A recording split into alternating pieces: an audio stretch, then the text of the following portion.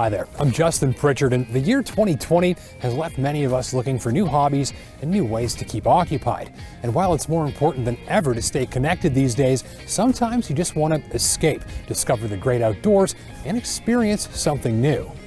That's helped me get through these very different days we live in lately. In fact, enjoying time outdoors is one of two hobbies I've been enjoying a lot these days. The other is photography. And so in this video, let's check out the great outdoors around Northern Ontario using our cameras, and let's do it in two vehicles that are perfect for helping you get out and explore while covering rough ground fast. And these are the two machines I'll be showing you today, and we'll start with blue. This is the Chevy Colorado Zr2, and as you see it here clearly, it's not your everyday run-of-the-mill Chevy Colorado. In fact, if you go with the Zr2, you get an arsenal of off-road ready upgrades that make this one of the most capable pickup trucks that you can buy from the factory, period. The list of off-road upgrades reads like a truck nut's Christmas wish list. Rock-ready tires, extra clearance, extra plating, and you can drive ZR2 through and over all sorts of stuff, and it barely gets its belly wet. If you need more grip, twist the dial for 4 high or 4 low, and if somehow that's not enough, you can push here for front diff lock and here for rear diff lock as needed. You're into some pretty serious off-roading if you need to use features like that, but for a novice learning the ropes, there are 2 additional tools in your kit that can help you escape challenging situations. Features like this are built for the pros, but they add confidence and encourage novices to use more of what the truck was built to do, and that means you'll get more enjoyment out of it in this setting, and that's better return on investment.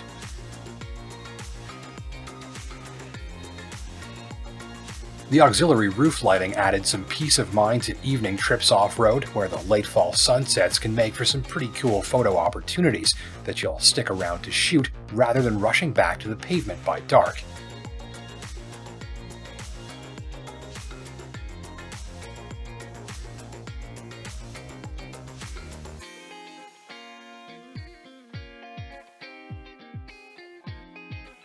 By day, we film a lot of trucks on this trail, and I'm often worried about slashing a tire on a rock or going through water that's too deep or bottoming out on something, but in the ZR2, I'm not.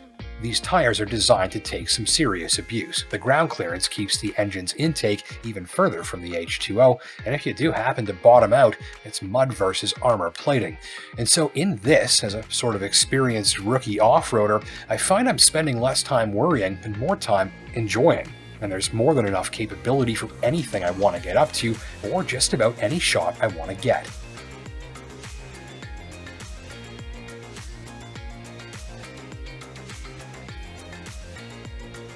And as I get more experienced and brave, well, I've got a lot more capability to grow into.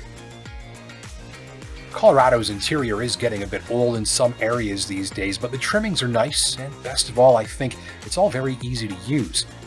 All of the important stuff is here, here, and here, with plenty accessible on the touch screen, which is fully connected with the latest smartphone connectivity and built-in Wi-Fi, and it's very easy to use too. Do not touch this screen if you're wearing muddy gloves, or you will scratch it all to hell. You're welcome. So the best thing about the ZR2 on our little photo journey, hands down, was the suspension and the way it drives. Dynamic Suspension Spool Valve Shock Absorbers, that's DSSV for short, and they come from a very clever Canadian company called Multimatic. They're external reservoir shocks that use a special spool valve inside to control ride quality and body motions. They're built to give you more suspension travel, more suspension control in severe use, better cooling for high-speed off-roading, and maybe most importantly, they work very effectively to keep you comfortable on board even while they're being absolutely pummeled.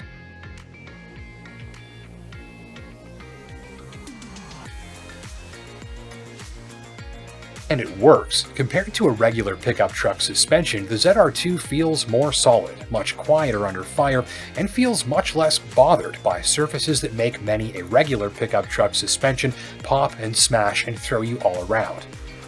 It's smooth and controlled where most pickups feel sort of smashy, and on moguls it rides like a Cadillac. So end of the day, it is a technology designed for some serious hardcore use, but there are benefits to ride quality when you're just checking out a new trail.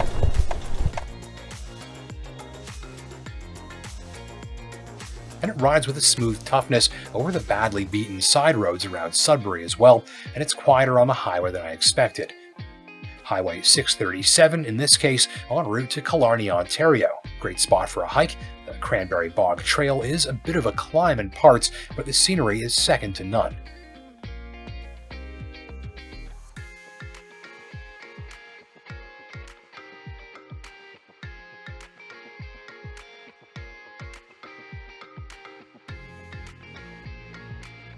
So, Colorado ZR2, an athletic-looking off-road toolkit on wheels that's expert at smoothing out the rough stuff and designed to cover rough ground quickly. It's a confident, comfortable explorer. Well, that's blue covered off nicely. Now, let's check out green.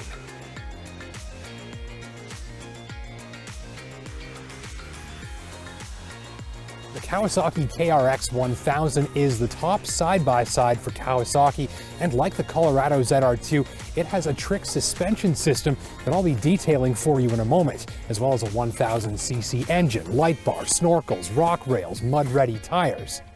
But my favorite, it looks like the Warthog from Halo 2. This is one of the gnarliest side-by-sides that you can buy, which is going to be interesting because I've never driven a side-by-side before. So let's take a closer look at the suspension, then I'll bring you along for a ride with me, and we'll see how approachable this beast is for a rookie like yours truly. You're literally watching me lose my side-by-side virginity on this machine. And what a first time. This is the Porsche 911 of side-by-sides, rear engine, all-wheel drive, fast steering, more comfortable than you expect, and designed meticulously to keep you grinning. Like the ZR2, KRX is an off-roader at the top of its game, and like the ZR2, it's designed for the pros, but also super approachable in the hands of a rookie like me, leaving plenty of capability to grow into. Fox shocks are on suspension duty here, and like the DSSV dampers in the ZR2, they're designed for maximum control in severe use and work better the faster and rougher the terrain beneath. I've encountered Fox shocks in on-road vehicles before, most notably this Toyota 4Runner TRD Pro, which I would happily tell you is the most comfortable riding SUV I've ever driven, on-road or off. With Fox shocks, you get a ride that's hilariously comfortable and controlled even when it shouldn't be, and that's the case with the KRX. It all makes me wonder what sort of engineering brainpower goes into making something ride like a dream over boulders and ruts. The clearance is huge. The tire treads are designed to chuck muck, claw over loose rocks, and climb things so steep and slippery you'd struggle to tackle them on foot. And with loads of travel and grip and clearance, it's hilariously point and shoot. Even if you think you're not going to make it, it just powers and claws its way right on through. So soon, I stopped wincing and worrying about getting stuck or breaking something, as the KRX quickly imparts confidence and invites you to see what it can do at your own pace. It's easy to learn with, and you're having fun whether you're pushing it or not.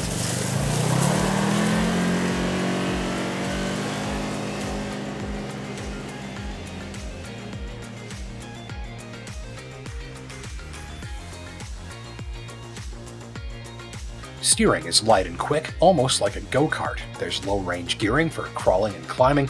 It can inch you down a boulder-strewn hill without touching the brakes. You sit up high, and you feel the machine doing the work beneath you, and you feel the Fox shocks acting as a sort of ride-quality force field between you and the trail.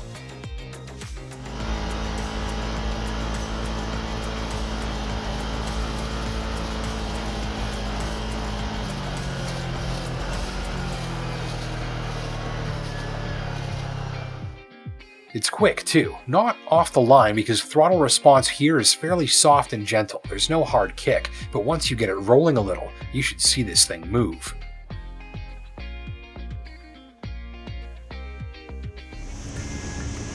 So what you have is a lot of power, but also something that's easy to drive smoothly. It's a 1-speed CVT transmission, sort of works like a snow machine, and when you hammer down, the acceleration is swift and steady and smooth. With some momentum behind it, well, it just flies.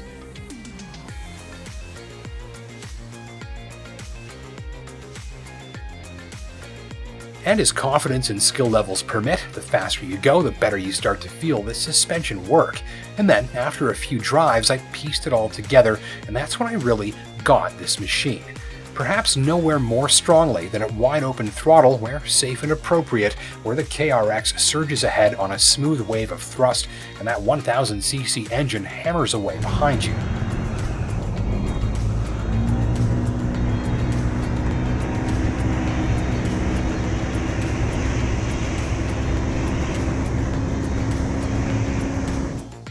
I approached this test drive apprehensively, wondering how much fun I could have on a machine that I'd never driven before and knew basically nothing about. And I mean, literally an 8-year-old had to remind me to put it in 4-wheel drive.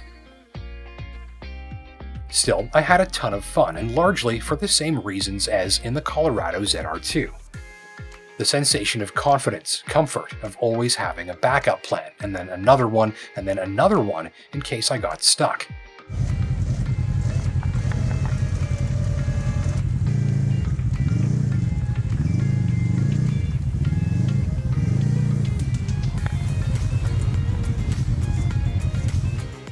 So this Kawasaki KRX 1000 is an absolute beast. Heck, there's even a snorkel here so you can drive through chest-deep water.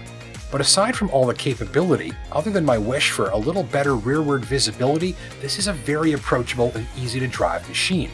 And again, the secret sauce, covering rough and sloppy ground quickly and with massive confidence.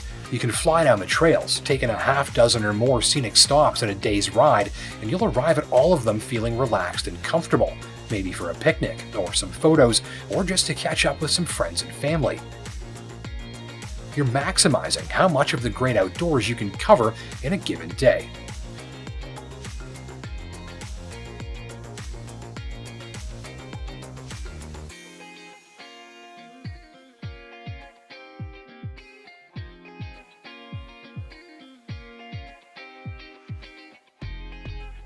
I'll wrap this up with a confession, and that is that I never understood side-by-sides because I always thought I would just rather have a truck because it has a heater and I can take it through the Timmy's drive-thru. But what I hadn't realized, which the KRX showed me after just a few moments, is that tackling terrain like this in a road-going vehicle means you've got so much more to worry about. The KRX has no paint to scratch. It's designed to land jumps and scrape things if it needs to. Everything important is shielded. The tires have no compromise for use on pavement, so it's all grip in this sort of peanut butter and boulders terrain that can easily spell the end of the ride for a factory pickup truck.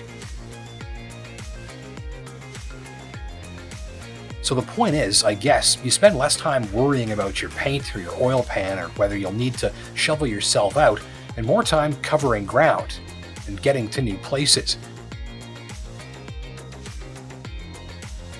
So first-timers like me may need a few rides to get things sorted out, but once you do, it's not long at all before you learn to let the machine sort out the terrain while you sit back comfortably in your own off-road sports car and go get yourself the shot of the day.